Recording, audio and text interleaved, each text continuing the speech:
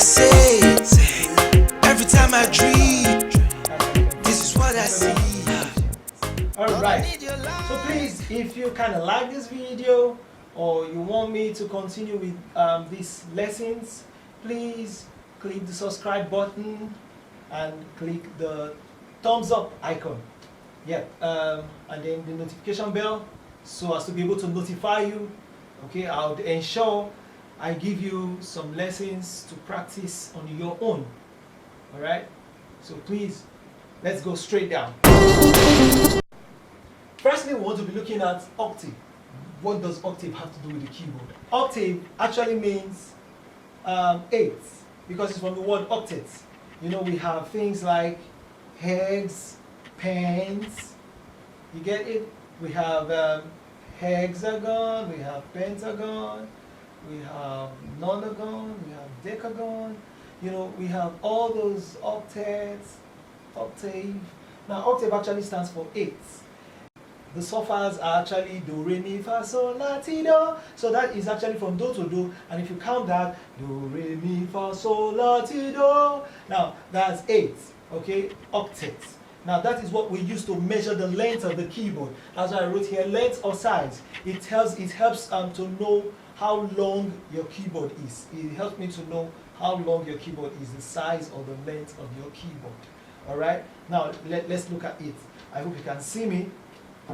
Now, from here, from the first key of the keyboard, that's the white key, we can count. Sorry, 1, 2, 3, 4, 5, 6, 7, 8. Alright. 8. Okay? Now, from here to here, that's 1 octave. And then 2, 3, 4, and 5. Alright. Now, this keyboard is made up of 5 octaves. 5 octaves. As a keyboardist, if anybody tells me my keyboard in my church, my keyboard at home is made up of 5 octaves, I already know what the person is saying.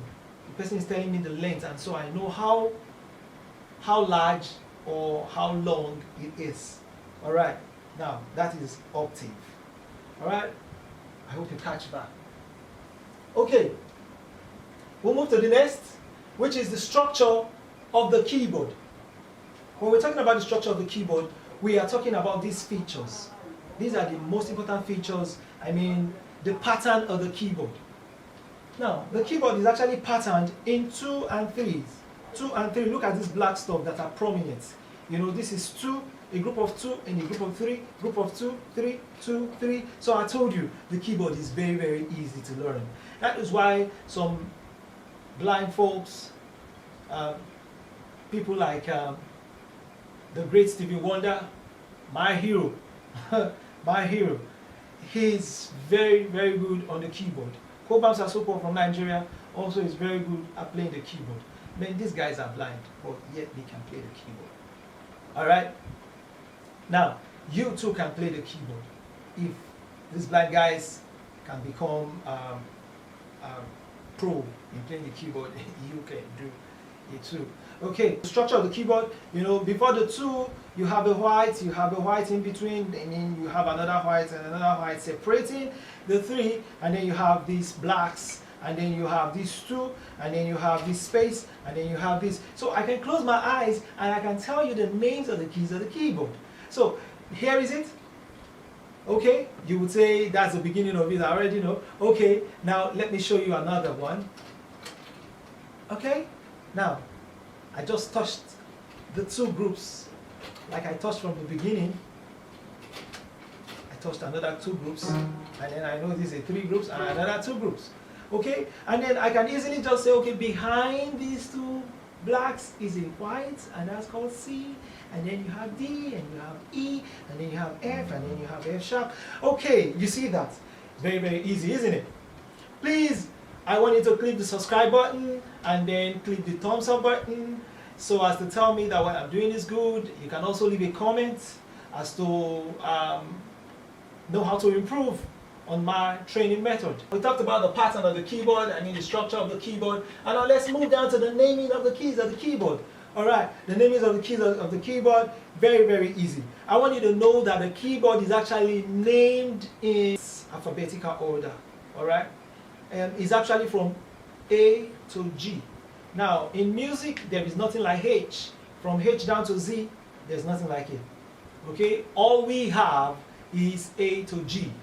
But, you know, a slight difference when it comes to playing the keyboard. Because actually, the keyboard is actually starting from C. Okay, it's starting from C. So, when you come to the keyboard, before the two blacks, we have a C. And then, in between the two blacks, you have a D. After the two blacks, you have an E. And then you have an F separating the two groups. Okay, and then you have F, you have G, you have A, and then you have B, and then you come back to C. So octets, okay, that's 8 from C to C. All right, from C to C. That is how you can name the keyboard. So we said before the two blacks is a C, in the middle is a D, and then you have E, F, G, A, B, and then C. All right, did you get that? Assignment. I want you to buy a cardboard and draw the keyboard. Okay? I mean the structure of the keyboard. I don't really mean drawing the full keyboard, but I mean this structure.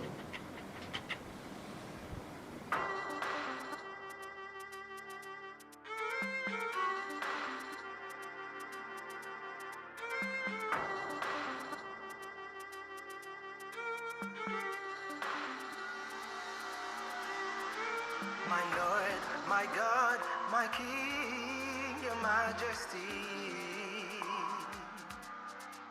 Hosanna in the highest to the God of the universe. God of the universe. Elohim, Emmanuel, the Adonai. If you can do that up to 2 octaves or 3 octaves, very beautiful, but I want you to do it, let it be bigger than this, okay? Now, we're naming the keyboard and we know it starts from C. Okay, now this is, for this kind of keyboard, the modern keyboards that we have starts from C. But I tell you, there is a slight difference between this normal keyboard, these modern keyboards that we're having, and the piano. Those ones that are made up of wood, these large piano keyboards, you know. There are some of them that starts from here. Okay, and then you have these two. It will be kind of confusing to you, but don't be confused, because as at the time you see a 2 and then the next thing you see another 2, you kind of get confused. Don't get confused at all. Okay, you see this kind of 2 and then you have a white here.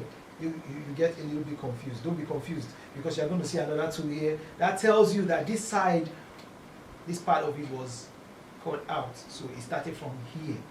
Okay, it started from G.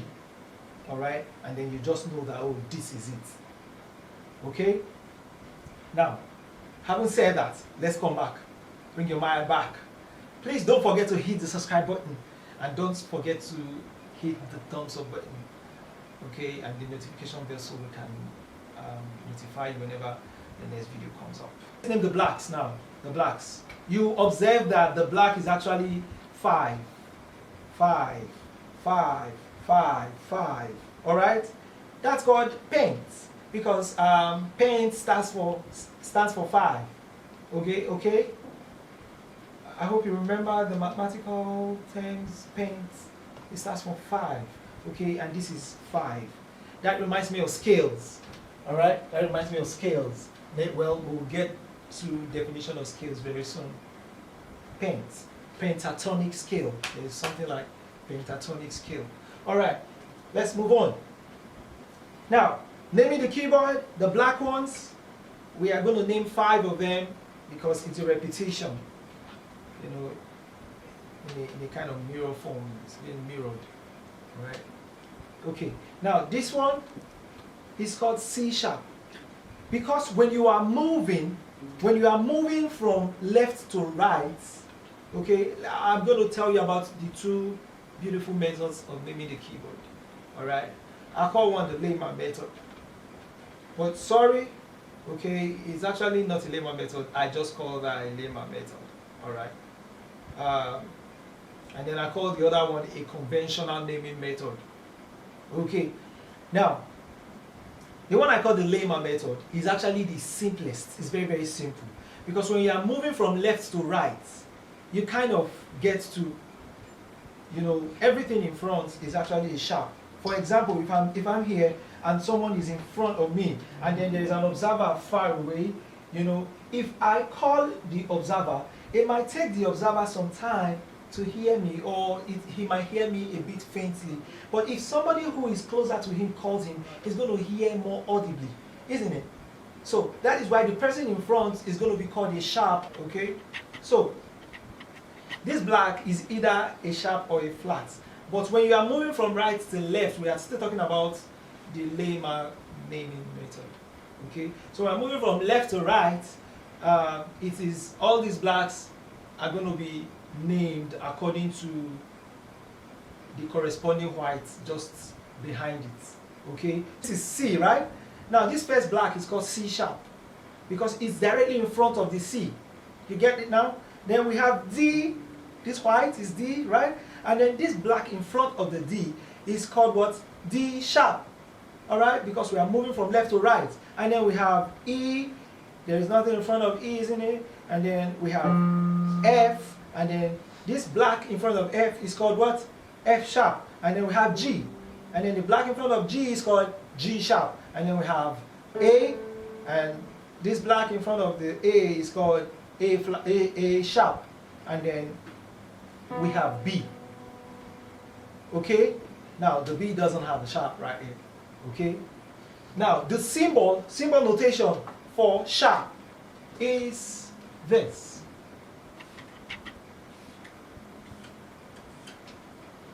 Yeah, just like the one on your remote. Okay? So that is the symbol notation for sharp. So that's sharp. Okay? Now, when you are coming back, we will now deal with the concept of flat. Flat is actually when we're coming back from right, okay, to left. We're moving from right to left. All right. So when we're moving from right to left, we are going to be having it descending, okay? And then that means it's the black is now going to be called a flat, okay? The black is going to be called a flat. Okay, now calling it, we're going to say, okay, this is C sharp, and then, okay, this is C sharp, okay? Let's move from this place, this C, down, okay, to the other C. Now, this is C, and then this is B, right? Then this black here is B flat, and then we have A flat, G, G flat, and then we have F, and then we have E, then we have this as E flat, then we have D flat. Do you understand now? So let's do it again. When we are coming from left to right, we have C sharp, D sharp, E, F sharp, G sharp, A sharp, and B. Okay, and then C again. Then we are going back, we are going to be having them as flats. Okay, so now we are calling this B flat, A flat, G flat, F, E flat, D flat, and then of course C. Okay, so the lemma method is actually saying that this is C sharp, and if here is D, then this is D sharp, and if here is E, here is F, and then here is F sharp, and then here is G, and then we call this black G what? G sharp, and then we have here to be A, and then B. Now this is in front of A, and then you call it A sharp. Do you get it? Now that is in ascending order. Ascending. Okay. Now when we are descending, it's going to become flat. Okay. But this is B, then this one becomes B flat. Here we have A. This black right at the back of A becomes what? A flat. And then this one is at the back of G, it becomes G flat. And then this is at the back of E, becomes what? E flat. And then this is at the back of D, becomes D flat. How was that? Easy, isn't it? Alright. So that is the layman method. Please, if you like this video, if you want me to continue, please click like and hit the subscribe button, and then hit the notification bell. I mean, there is a bell there. Just hit it so as to be able to notify you with other videos I will be coming up with. All right. Surfers. They are represented in do, re, mi, fa, sol, la, ti, do, ti, la, sol, fa, mi, re, do. Now, surfers helps you to learn music. Surfers helps you to learn music. All right. It helps you to be able to read music. So without surfers, you ain't able to really read music. Okay. Now, surfers. The idea of surfers was actually first introduced by an Italian writer.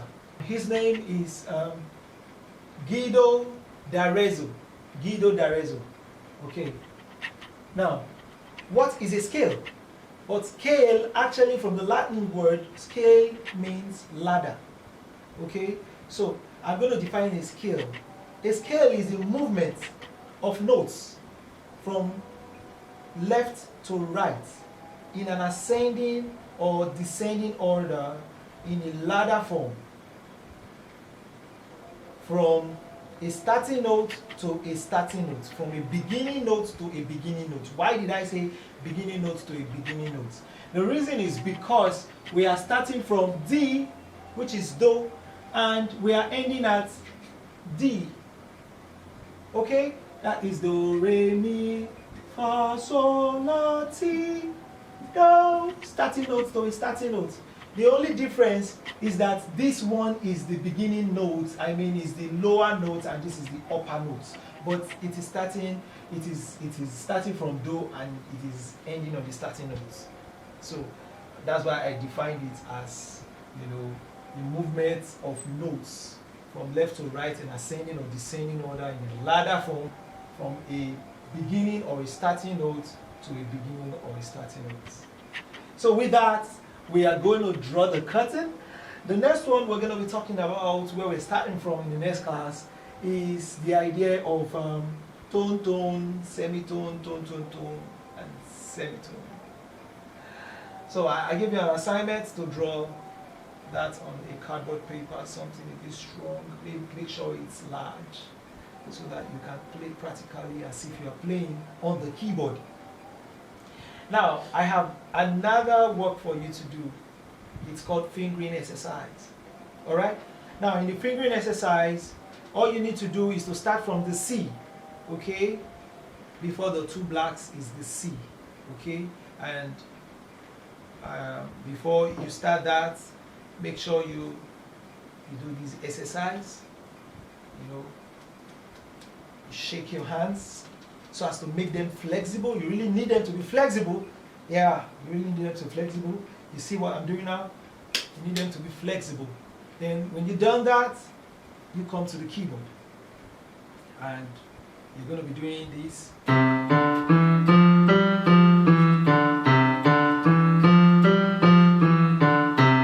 Did you get that? Okay? So while you're doing it, I like you to be reading these surfers as you are doing it. I'll tell you why.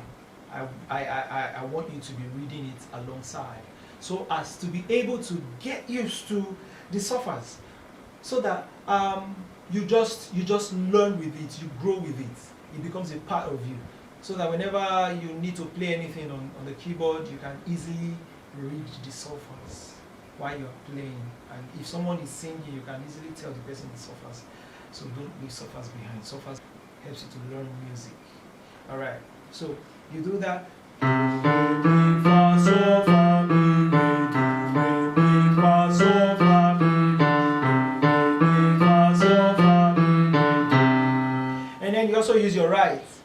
Do, re, mi, fa, sol, fa, mi, re, do, re, mi, fa, sol, fa, mi, re, do. Alright? So when you've done that, you're going to combine the two fingers, okay, and do them at the same time.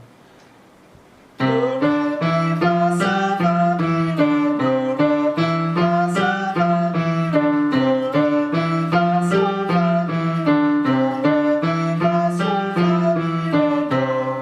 All right, so I'm going to leave you with that. Thank you so very much. I am Superstan. So don't forget to hit the subscribe button and the notification bell, and of course the thumbs up icon to show you like it. And you can also leave a comment behind